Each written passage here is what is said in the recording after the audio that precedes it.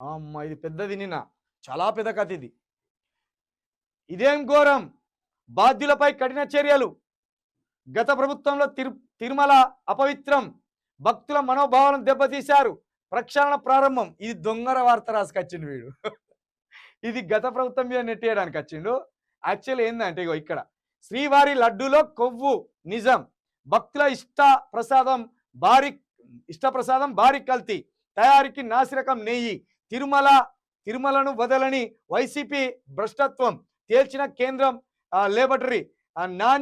నెయ్యి నాణ్యతపైనే తొలి నుంచి అనుమానాలు. కర్ణాటక నందిని నెయ్యిని అర్ధాంతరంగా నిలిపివేత. 5 కంపెనీలకు రివర్స్లో కాంట్రాక్టు. నాణ్యత రుచి లేవని అప్పటి నుంచే భక్తుల ఫిర్యాదు. ఆ కంపెనీల నెయ్యిలో బయటపడ్డ జంతువుల కొవ్వు వ్యవస్థల ప్రక్షాళనను టీటీడీతో మొదలుపెట్టిన చంద్రబాబు.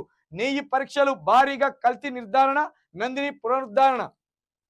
మొత్తం గత ప్రభుత్వం మీద నెట్టేసింది. కానీ ఇది ఏంటంటే ఈ లడ్డు తయారులో జంతువుల కొవ్వు కలుస్తున్నారు.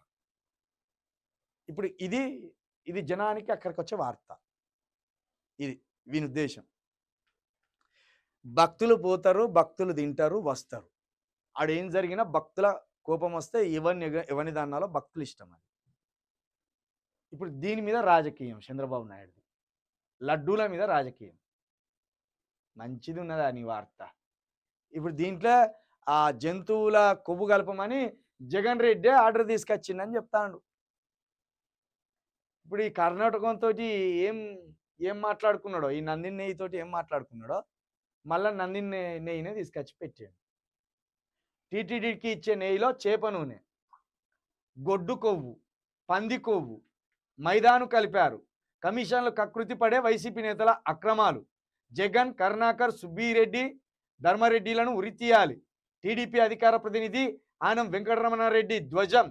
నేషనల్ డైరీ డెవలప్మెంట్ బోర్డు నివేదికలు వెల్లడి. గొడ్డు కొవ్వు ఉన్నదట, పంది కొవ్వు ఉన్నదట. మనకు సిపాయిల తిరుగుబాటు ఎందుకు వచ్చింది తెలుసా?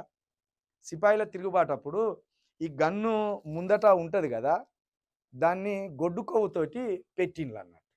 ఇక ఈ సైనికులు ఇది గుర్తుపట్టిన కొందరు మనలు బాపనలు కూడా ఉండేగా, చల్ మేము ఆ గన్నులు ముట్టుకోమని ఒక అక్కడ వచ్చింది సిపాయిల తిరుగుబాటులో వెళ్ళి. ఇప్పుడు గిది కూడా ఈ లడ్డు కూడా అలాంటి పంచాయితీ. లడ్డులు ఏం కలుపుతాను, లడ్డూలు ఎవరు తింటాడు? నువ్వు లడ్డూలు మరి ఇన్ని రోజులు ఇక్కడ ఉన్న బ్రాహ్మణులు గుర్తుపట్టలేదా? లడ్డుల గొడ్డు కొవ్వు, పంది కొవ్వు కొన్ని కలపకుండా తయారు కావు అసలే. అది అర్థం చేసుకోరు. ఓకే.